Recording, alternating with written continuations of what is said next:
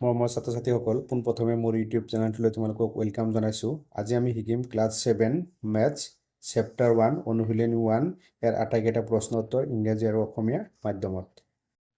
অনুশীলনী 1 তলত দিয়া প্ৰশ্নসমূহৰ শুদ্ধ উত্তৰটো লিখা 1 পৰা 6 লৈকে। তলত কিছুমান প্ৰশ্ন দিয়া আছে আৰু এটা প্ৰশ্ন উত্তৰ 4টা কৰি অপশ্যন দিয়া আছে। তাৰ ভিতৰত কোনটো অপশ্যন শুদ্ধ হয় সেইটো আমি বিচাৰি উলিয়াই লিখিব লাগিব। এই 50 মিলিয়ন সংখ্যাটো 5 লাখৰ সমান নে 50 লাখৰ সমান নে 5 কোটিৰ সমান নে 50 কোটিৰ সমান। আমি জানো 1 মিলিয়ন সমান 10 লাখ নাইবা 10 লাখ সমান আমাৰ হয় 1 মিলিয়ন।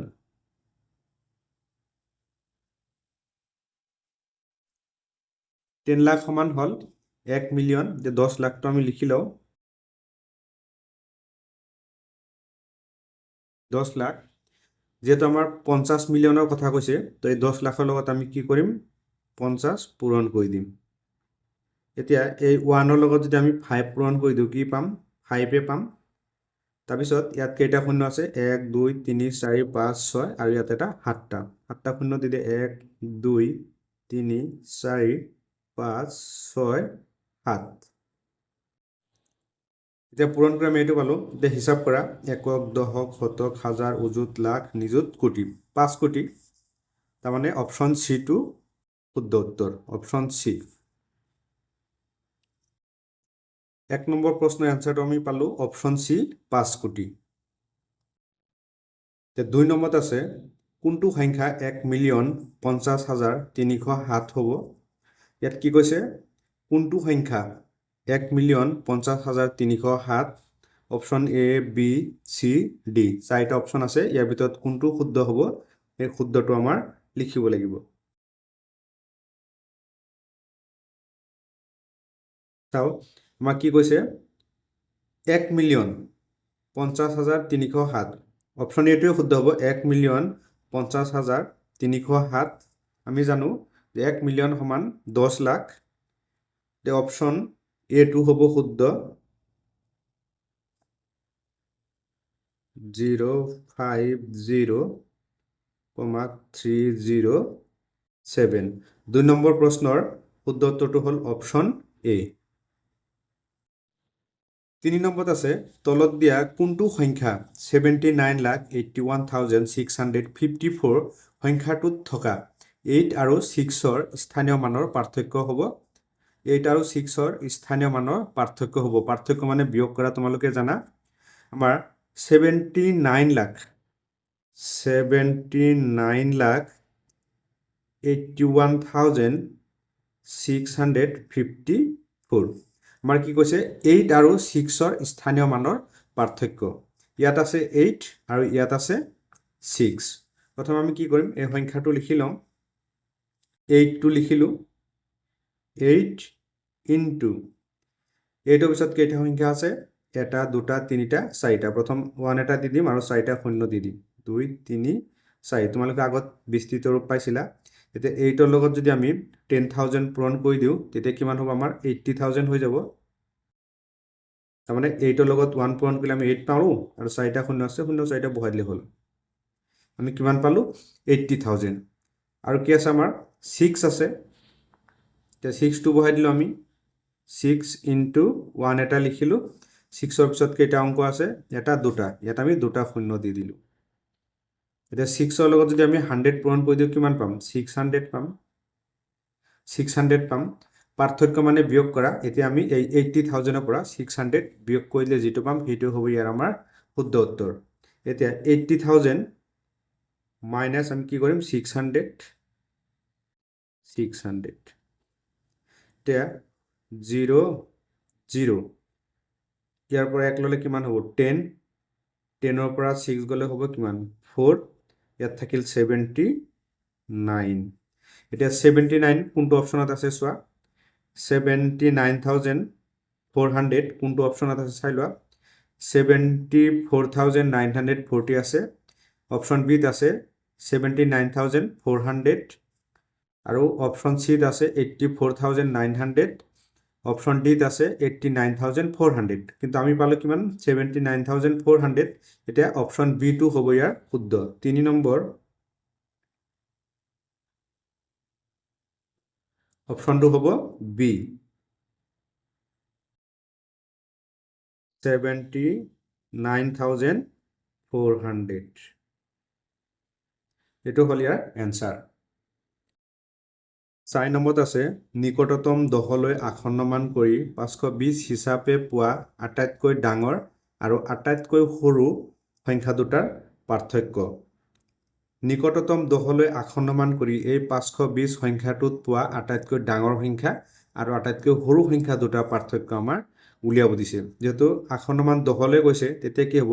511 512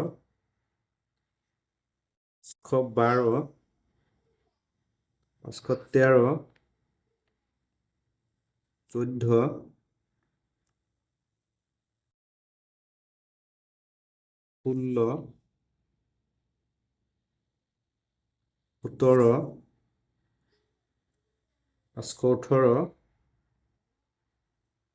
19 520 এতিয়া চোৱা এই 520ৰ ভিতৰত আটাইতকৈ ডাঙৰ সংখ্যা আৰু আটাইতকৈ সৰু সংখ্যা কোনটো হ'ব আটাইতকৈ সৰু সংখ্যাটো কি হ'ব আমাৰ 511 হ'ব আৰু আটাইতকৈ ডাঙৰ সংখ্যা কি হ'ব 520 হ'ব আটাইতকৈ ডাঙৰ সংখ্যাটো পালো 520 আৰু আটাইতকৈ সৰু সংখ্যাটো পালো 511 আমাৰ কি কৰিব দিছে পাৰ্থক্য উলিয়াব দিছে পাৰ্থক্য মানে কি কৰিব লাগিব আমি বিয়োগ কৰিব লাগিব যেতিয়া পাৰ্থক্য উলিয়াব দিয়ে তেতিয়া আমি কি কৰিম এই ডাঙৰ সংখ্যাটোৰ পৰা সৰু সংখ্যাটো বিয়োগ কৰি দিম এটা মই এই 520ৰ পৰা 511 বিয়োগ কৰি দিম এতিয়া 0 পৰা 1 মাইনাস কৰিব নোৱাৰি ইয়াৰ পৰা এক ধাৰ ল'ব লাগিব এইবোৰ হল ধাৰ খোৱা বিয়োগ তো কিমান হ'ব 10 10ৰ পৰা 1 মাইনাস কৰিলে আমি কিমান পাম 9 পাম তে 9 আমাৰ অপশন কোড আছে অপশন এ ত আছে 7 অপশন বি ত আছে 8 অপশন সি ত আছে 9 আৰু অপশন ডি ত আছে 10 গতিকে অপশন সি টো হ'ব আমাৰ শুদ্ধ সি টো শুদ্ধ অপশন উত্তৰ আমি এনেকৈ লিখিও দিব পাৰিম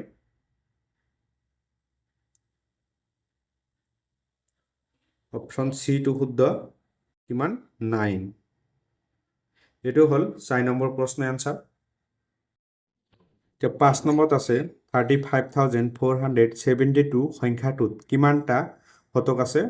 35,472ৰ ভিতৰত কিমানটা 100 আছে সেইটো আমি উলিয়াব লাগে এটা উদাহৰণৰ সহায়ত বুজিবলৈ চেষ্টা কৰিম তে তোমালোকক যদি খুদে যে 100ৰ ভিতৰত 20 কেইটা আছে 100ৰ ভিতৰত 20 কেইটা আছে যদি আমাক উলিয়াব দিয়ে তেতিয়া আমি কি কৰিম এই 100ক 20 এৰে হৰণ কৰি দিম কেইবাৰ যাব 5 বাৰ যাব কিমান হ'ব 100 মানে 100ৰ ভিতৰত 20 পালো কেইটা আমি 5টা এতিয়া আমাক খুদিছে যে 35,472ৰ ভিতৰত কিমানটা 100 আছে হেতু আমি উলিয়াব লাগে তে এই সংখ্যাটোক যদি আমি 100 এৰে হৰণ কৰি দিও তেতিয়া আমি আনসাৰ আমি পাই যাম 35,472 ইয়াক আমি এবাৰ কি কৰিম 100 এৰে হৰণ কৰি দিম 100 এৰে হৰণ কৰি দিম এটা কিমান যাব 354ৰ ভিতৰত কেইবাৰ যাব 100 তিনিবাৰ যাব কিমান হ'ব 300 এটা বিয়োগ কৰি দিয়া 4 কিমান হ'ব 554 এটা আকৌ আমি কি কৰিম এই 7 টো নমাই আনিম এটা কিমান হল 547 এবাৰ কিমান যাব 5 বাৰ যাব কিমান হ'ব 500 to minus কৰি দিয়া কিমান হ'ব 74 আইফাল আছে 2 টো নমাই দিয়া লে কিমান হল 472ৰ ভিতৰত 100 কেইবাৰ যাব 4 বাৰ যাব কিমান হ'ব 400 ঠিক কিমান হ'ব 72 টো 100ৰ তলত আছে এটোটো 100 নহয় তাৰ মানে 35,472ৰ ভিতৰত 100 পালাম আমি কেইটা 354টা এতিয়া 354 টো অপশনটো আমাৰ ক'ত আছে অপশন এ টো হল ইয়াৰ শুদ্ধ উত্তৰ 5 নম্বৰ এনসাৰ অপশন এ 354 এটো হল এনসাৰ কাৰণ 72 টো চোৱা 100ৰ তলত আছে সেই কাৰণ এটো আমি ধৰা নাই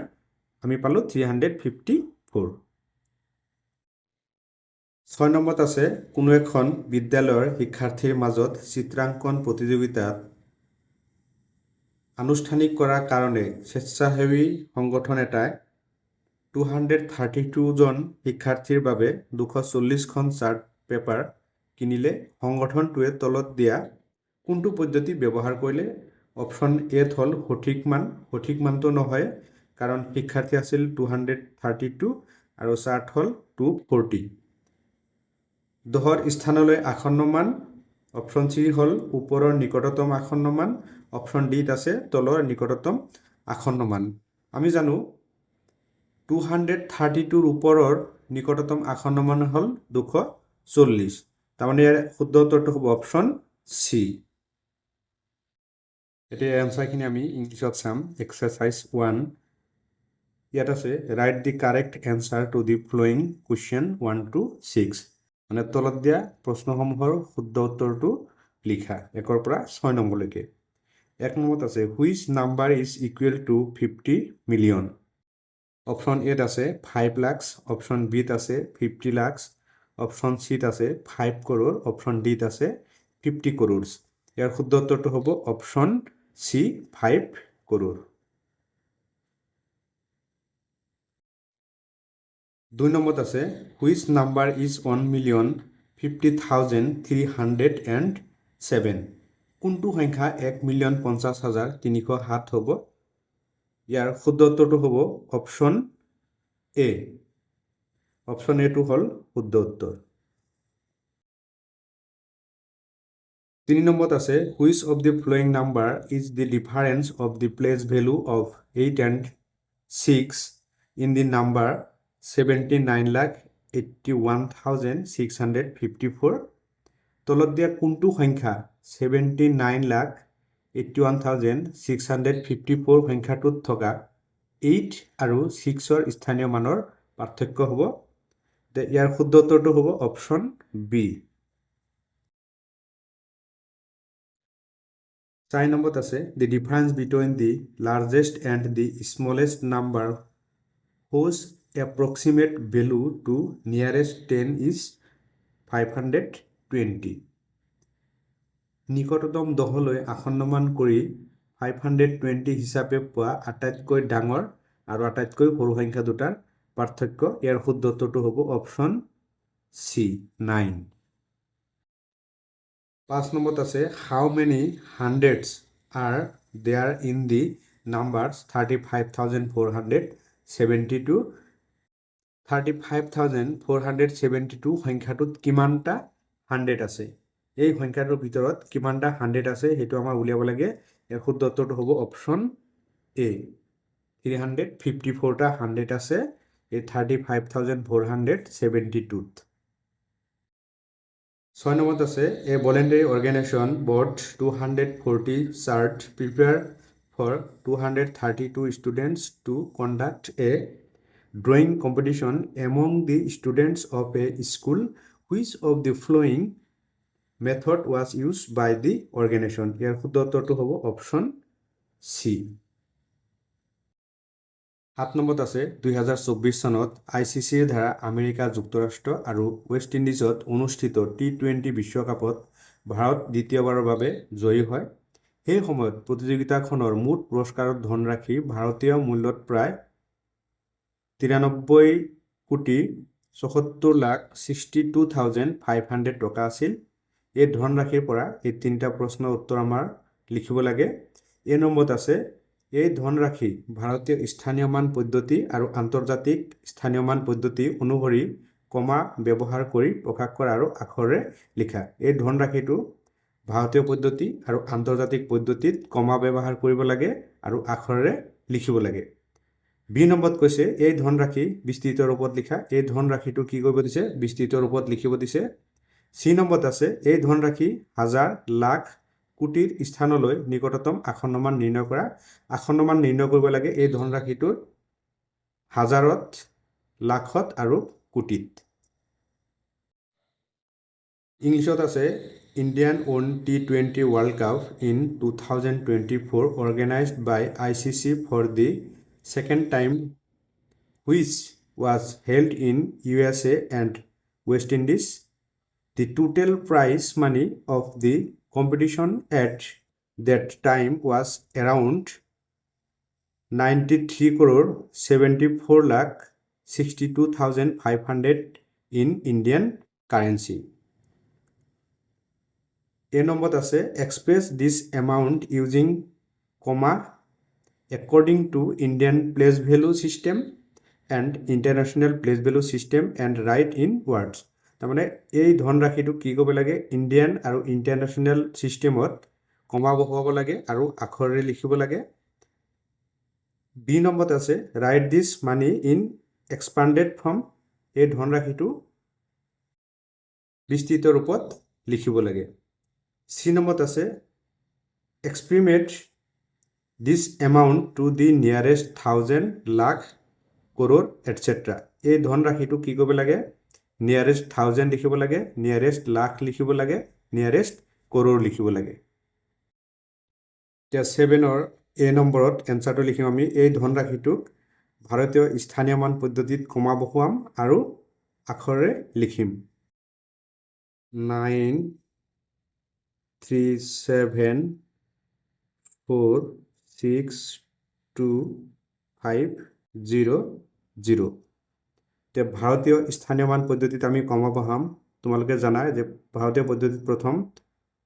3 ঘৰ এৰি কমা দিব লাগে তাৰ পিছত 2 ঘৰ এৰি কমা দিব লাগে 1 2 3 তাৰ পিছত 2 ঘৰ এৰি কমা দিব লাগে 1 2 ইয়াত কমা দিম 1 2 ইয়াত কমা দিম এবাৰ ইয়াক আমি আখৰেৰে লিখিম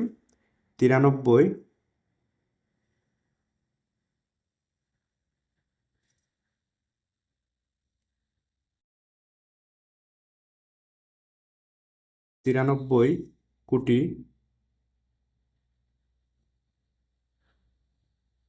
73 কোটি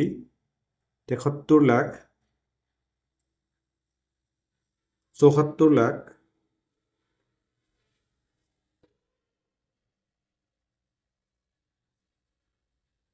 74 লাখ 72 লাখ 62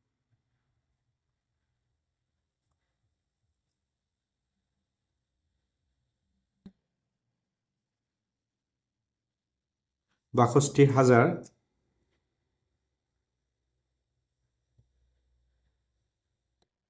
500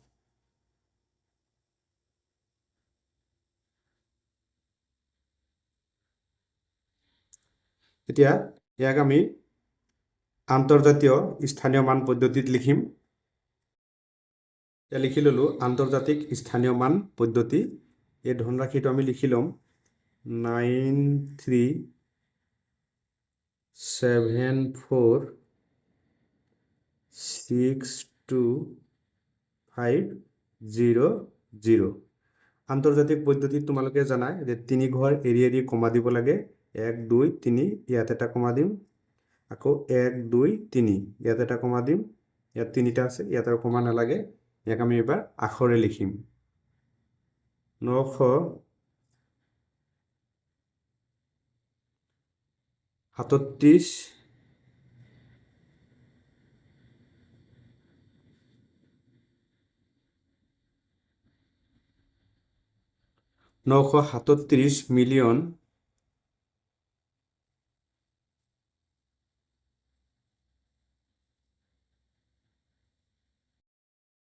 937 মিলিয়ন 462,000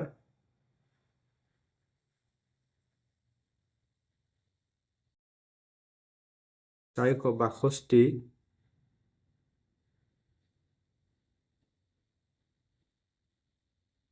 62,000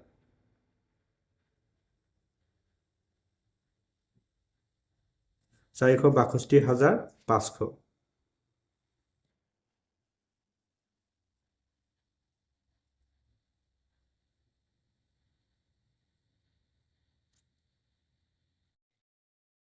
এই নম্বৰ এনসাৰটো লিখিলো এই ধনৰাশিটো প্ৰথম লিখি ললো আৰু প্ৰথম 3 ঘৰ এৰি কমা দিলো তাৰ পিছত 2 ঘৰ এৰি তাৰ পিছত 2 ঘৰ এৰি কমা দিলো ইয়াত লিখিলো 93 কোটি 74 লাখ 62,500 আৰু আন্তৰ্জাতিক স্থানীয় মান পদ্ধতিত লিখিলোঁ এই ধনৰাশিটো লিখি ল'লোঁ কমা দিলোঁ 3 ঘৰ এৰি কমা দিলোঁ 937,462,500 বি নম্বৰ এনচাৰটো লিখিম প্ৰথম মই এই ধনৰাশিটো লিখি লৈছোঁ এই ধনৰাশিটো বিস্তৃত ৰূপত লিখিব লাগে কেনেকৈ লিখিব লাগে চাই লোৱা প্ৰথম আমি কি কৰিম এই 9টো লিখিম 9 ইনটু 1 এটা লিখিম এই 9ৰ পিছত কেইটা অংক আছে সেইকেইটা শূন্য দিম 9ৰ পিছত কেইটা অংক আছে 1 2 3 4 5 6 7 8 এটা আমি কি কৰিম 8টা শূন্য দিম 1 2 3 4 5 6 7 8 প্লাস এবার কি লিখিম 3 3 লগত 1 এটা পূৰণ কৰি দিম 3 পিছত কেইটা অংক আছে সেইকেইটা শূন্য দিম 1 2 3 4 5 6 7 7টা শূন্য দিম 1 2 3 4 5 6 7 আকৌ প্লাস 3 পিছত কিমান আছে 7 ইনটু 1 এটা লিখিলোঁ 7ৰ পিছত কেইটা অংক আছে 1 2 3 4 5 6 প্লাস 6টা শূন্য দিম 1 2 3 4 5 6 প্লাস 7ৰ পিছত আছে 4 4টো লিখিলোঁ ইনটু 1 এটা লিখিম 4ৰ পিছত কেইটা অংক আছে 1 2 3 4 5 এবাৰ আমি 5টা শূন্য দিম 1 2 3 4 5 প্লাস 4ৰ পিছত আছে 6 ইনটু 1 এটা লিখিম 6ৰ পিছত কেইটা সংখ্যা আছে সেইকেইটা শূন্য দিম 1 2 3 4 4টা শূন্য দিম 1 2 3 4 6ৰ পিছত কেইটা সংখ্যা আছে 1 2 3 4 1 2 3 4টা শূন্য দিলোঁ প্লাস 6ৰ পিছত আহিল 2 ইনটু 1 এটা লিখিম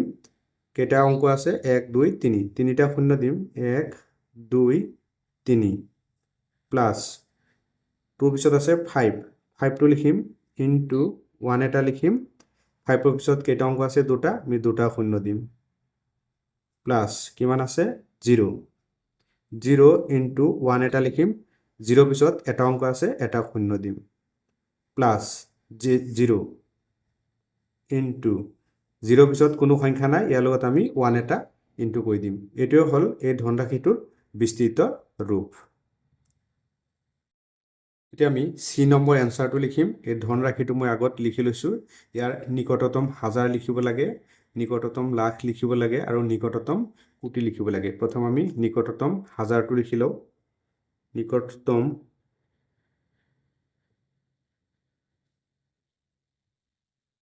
নিকটতম হাজাৰ প্ৰথম আমি নিকটতম হাজাৰটো লিখিম এতিয়া আমি চাও আমাক নিকটতম হাজাৰ লিখিব দিছে একক দশক শতক হাজাৰ এটা হিল 62000 এতিয়া এই 62000 সংখ্যাটো 62000 ৰ ওচৰত হ'ব নে 63000 ৰ ওচৰত হ'ব নিশ্চয় 63000 ৰ ওচৰত হ'ব এতিয়া এই 62000 ৰ সলনিত আমি লিখিম 63000 9374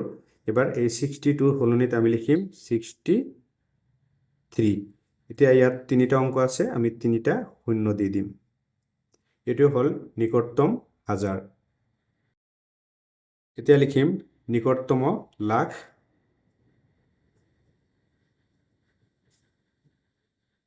নিকটতম লাখ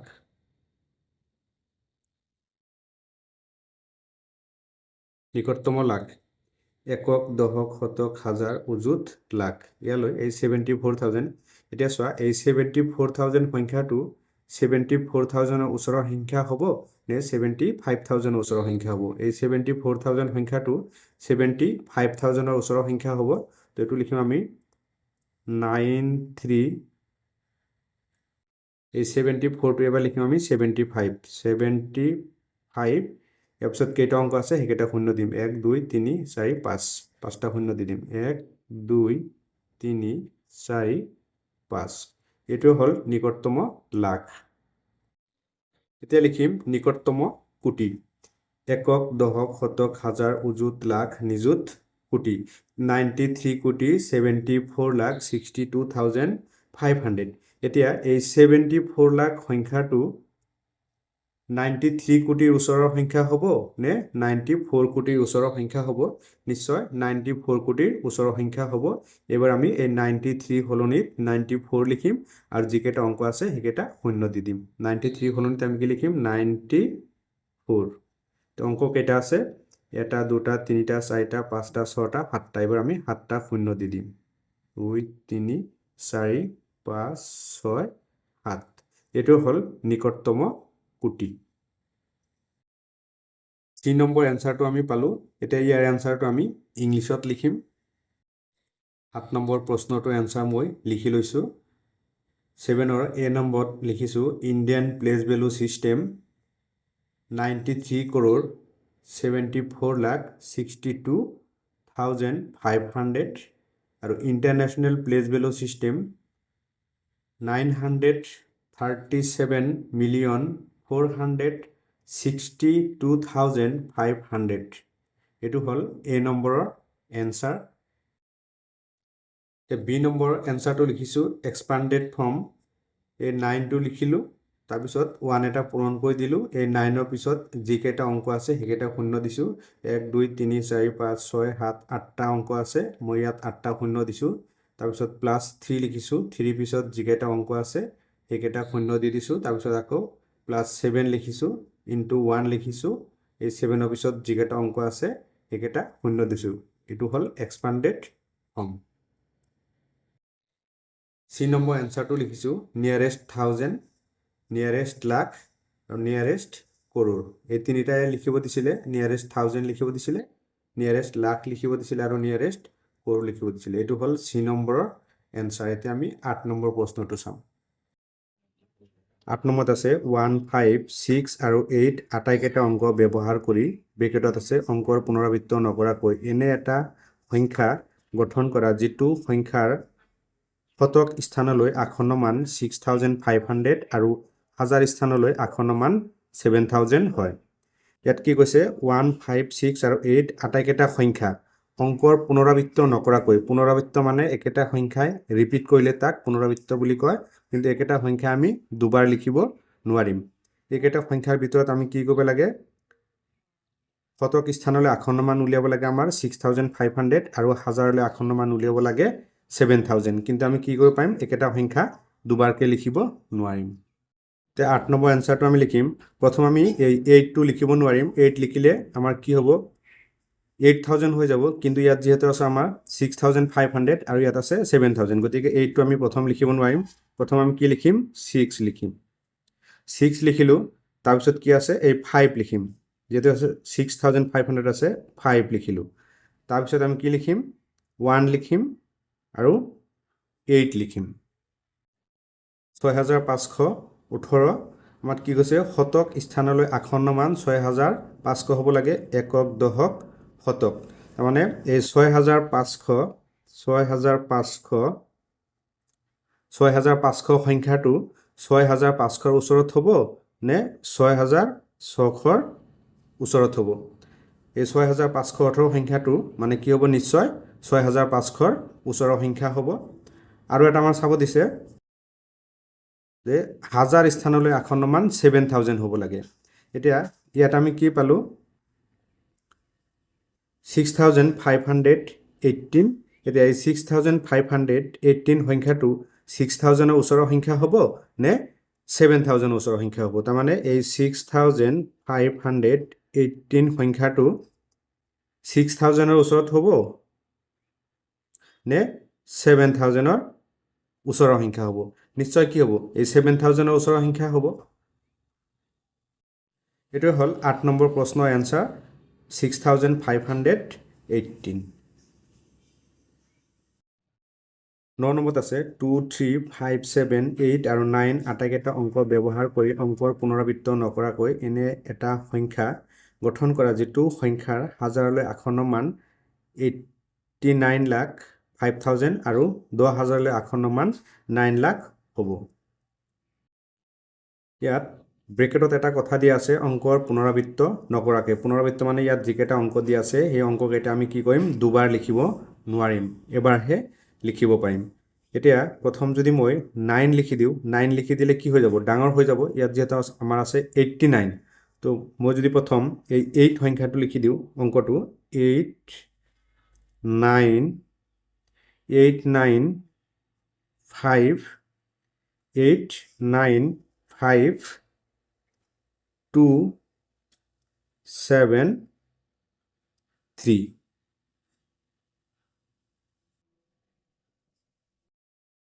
এতিয়া 9 নম্বৰটো চোৱা ব্ৰেকেটৰ ভিতৰত এটা কথা লিখা আছে যে অংকৰ পুনৰাবৃত্ত নকৰাকৈ তাৰমানে ইয়াত যিকেইটা অংক আছে সেই অংককেইটা আমি পুনৰাবৃত্ত কৰিব নোৱাৰিম মানে ৰিপিট কৰিব নোৱাৰিম এবাৰহে লিখিব পাৰিম এতিয়া প্ৰথম আমি চাওঁ এইটো সংখ্যা হাজাৰলৈ আসন্ন মান একক দশক শতক হাজাৰ এতিয়া চাওঁ 8,95,273 সংখ্যাটো 89,05,000 ওচৰৰ সংখ্যা হয় আকৌ কি কৈছে 10,000লৈ আসন্ন মান 9 লাখৰ ওচৰত হ'ব লাগে এতিয়া একক দশক শতক হাজাৰ 10,000 এতিয়া এই 95,273 সংখ্যাটো কি হ'ব এই 9 লাখৰ ওচৰত হ'ব এইটো হ'ল 9 নম্বৰ প্ৰশ্নৰ এনসাৰ 10 নম্বৰ প্ৰশ্নটো আছে তলৰ কোন কেইটা উক্তি সত্য বা অসত্য তলৰ কোন কেইটা উক্তি সত্য বা অসত্য হেতু আমি উলিয়াব লাগে উক্তি কত আছে 23,147 ৰ ভাৰতীয় স্থানীয় মান পদ্ধতিত বিস্তাৰিত ৰূপটো হ'ল এই সংখ্যাটো কি কৈছে বিস্তাৰিত ৰূপত লিখিছে প্ৰথম কি কৈছে 2 এটা বহাই দিছে ইনটু 1 তাৰপিছত 2 পিছত যিকেইটা অংক আছে সেইকেইটা শূন্য দিছে 2 পিছত কেইটা অংক আছে 1 2 3 4 5টা সেইবাবে ইয়াত 5টা শূন্য দিছে প্লাস 3 এই 3 টো লিখিছে ইনটু 1 3 পিছত কেইটা অংক আছে 1 2 3 4 ইয়াত 4টা শূন্য দিছে প্লাস 0 ইনটু 1 0 পিছত কেইটা অংক আছে 3টা সেইবাবে ইয়াত 3টা শূন্য দিছে প্লাস 1 1 ইনটু 1 1 এর পিছত কেইটা অংক আছে দুটা শূন্য দিছে প্লাস 4 ইনটু 1 লিখিছে 4 এর পিছত এটা অংক আছে এটা শূন্য দিছে প্লাস 7 ইয়াৰ পিছত কোনো অংক নাই মানে ইয়াত 1 এটা পূৰণ কৰি দিছে উক্তি কটো শুদ্ধ যুক্তি খত আছে ভাৰতীয় স্থানীয় মান পদ্ধতিত কোনো এটা সংখ্যা বিস্তাৰিত ৰূপত লিখিবলৈ হলে 1 10 100,000 ইত্যাদিৰ লগত পূৰণ কৰিবলগীয়া অংকবোৰৰ 0 ৰ পৰা 9 লৈকে হ'ব লাগিব উক্তি খটো শুদ্ধ আমি এনেকৈ লিখিছো 10 100 1000 10,000 এনেকৈ বাঢ়ি গৈছে যুক্তি খটো শুদ্ধ তে 10 নম্বৰ এনসাৰটো আমাৰ উলিয়াব লাগে অপচন আছে এ বি সি ডি ইয়াৰ পৰা কোনটো অপচন শুদ্ধ হেতু আমাৰ উলিয়াব লাগিব তে অপচন এ টো চাওক উক্তি ক আৰু যুক্তি খ দুটা শুদ্ধ উক্তি ক শুদ্ধ পালো যুক্তি খ শুদ্ধ পালো যুক্তি খ উক্তি কৰ প্ৰকৃত ব্যাখ্যা এটো হল শুদ্ধ উত্তৰ 10 নম্বৰ এ টো হল শুদ্ধ এতিয়া 11 নম্বৰ প্ৰশ্নটো চাও পিৰ পৰা এছলৈ উক্তিত থকা সংখ্যাবিলাকৰ চানেকি মানসমূহ মন কৰা পি কিউ আৰ এছ তলত লিখিছে শুদ্ধ বিকল্পটো বিচাৰি উলিওৱা য'ত প্ৰতিটো উক্তিৰ চানেকি সমূহত থকা সংখ্যাবিলাকৰ বৰ্ধিত ক্ৰম ঊৰ্ধ্বক্ৰমত আছে ঊৰ্ধ্বক্ৰম মানে সৰুৰ পৰা ডাঙৰলৈ প্ৰথম আমি চাই লওঁ এই পি কিউ আৰ আৰু এছৰ এইখিনি সংখ্যাখিনি চাই লওঁ ইয়াত চাওঁ আমি ইয়াতো 1 আছে ইয়াতো 1 আছে ইয়াতো 1 আছে ইয়াতো 1 আছে মানে কি আছে ইয়াত 9 আছে ইয়াতো 9 আছে ইয়াতো 9 আছে ইয়াতো 9 আছে 2 নম্বৰ লৈকে কি আছে 3 নম্বৰ চাও 8 8 8 8 3 নম্বৰ লৈকে কি আছে এতিয়া 4 নম্বৰটো চাও 9 ইয়াৰ 4 নম্বৰত আছে 8 ইয়াৰ 4 নম্বৰত আছে 7 ইয়াৰ 4 নম্বৰত আছে 6 তাৰমানে ইয়াত 4 নম্বৰত চেঞ্জ হৈছে 4 নম্বৰত চেঞ্জ হৈছে ইয়াত 4 নম্বৰত চেঞ্জ হৈছে 1 2 3 4 নম্বৰত চেঞ্জ হৈছে তাৰ পিছৰটো চাও আমি কিউটো ইয়াত 6 আছে ইয়াতো 6 আছে ইয়াত 6 আছে ইয়াতো 6 আছে তাৰ পিছত ইয়াত 5 আছে ইয়াত 5 আছে ইয়াতো 5 আছে ইয়াতো 5 আছে 2 নম্বৰ লৈকে কি আছে 3 নম্বৰটো চাও 9 আছে 8 আছে ইয়াত কি হৈছে 3 নম্বৰটো চেঞ্জ হৈছে 3 নম্বৰটো চেঞ্জ হৈছে এতিয়া r টো চাও r2 1 1 1 1 4 4 4 4 একে আছে 5 5 5 5 একে আছে 3 নম্বৰ লৈকে একে আছে 4 নম্বৰটো চাও 6 6 6 6 4 নম্বৰলৈকে একে আছে তাৰপিছত এবাৰ চাওঁ আমি 5 নম্বৰ 6 3 5 নম্বৰ এইটো ইয়াত আছে 5 ইয়াত হৈছে 5 নম্বৰত চেঞ্জ হৈছে 1 2 3 4 5 5 নম্বৰত চেঞ্জ হৈছে তাৰপিছত S2 চাওঁ 7 7 7 7 একে আছে 9 8 ইয়াত 2 নম্বৰত চেঞ্জ হৈছে এতিয়া প্ৰথম চালো আমি 4 নম্বৰত চেঞ্জ হৈছে তাৰ পিছৰটো আমাৰ 2 নম্বৰত চেঞ্জ হৈছে তাৰ পিছৰটো 5 নম্বৰত চেঞ্জ হৈছে তাৰ পিছৰটো আকৌ 2 নম্বৰত চেঞ্জ হৈছে এতিয়া আমাক এটো ঊৰ্ধ্বক্ৰমত সজাব দিছে S2 2 নম্বৰত চেঞ্জ হৈছে S2 2 নম্বৰত চেঞ্জ হৈছে 3 নম্বৰত চেঞ্জ হৈছে Q S ৰ পিছত হ'ব Q তাৰ পিছত P2 আমাৰ 4 নম্বৰত চেঞ্জ হৈছে P তাৰ পিছত R2 আমাৰ 5 নম্বৰত চেঞ্জ হৈছে এতিয়া S Q P R ক'ত আছে হেতু অপচন আমাৰ শুদ্ধ S Q P R option C2 হল শুদ্ধ 11 নম্বৰৰ অপচন C2 শুদ্ধ 12 নম্বৰত আছে উক্তি ক 8,65,492 সৰ্বোচ্চ স্থানৰ নিকটতম আসন্ন মান 9 লাখ যুক্তি খ যিকোনো সংখ্যাৰ আসন্ন মান উলিয়াবলৈ দিয়া স্থানৰ সোঁফালৰ পৰৱৰ্তী অংকটো 5 বা 5তকৈ বেছি হলে মূল অংক 1 বঢ়াই সোঁফালৰ অংকটোৰ মান 0 কৰা হয় উক্তি কটো শুদ্ধ যুক্তি খটো শুদ্ধ এ নম্বৰত আছে উক্তি ক আৰু যুক্তি খ দুটা শুদ্ধ যুক্তি খ উক্তি কৰ প্ৰকৃত ব্যাখ্যা এটো হল শুদ্ধ এইকেইটা ইংলিছৰ কাৰণে মই এক্সট্ৰাকে লিখা নাই কাৰণ ইংলিছ আৰু আছামিছত একে অপচন কেইটা একে আছে তোমালোকে ইয়াৰ পৰা লিখি ল'বা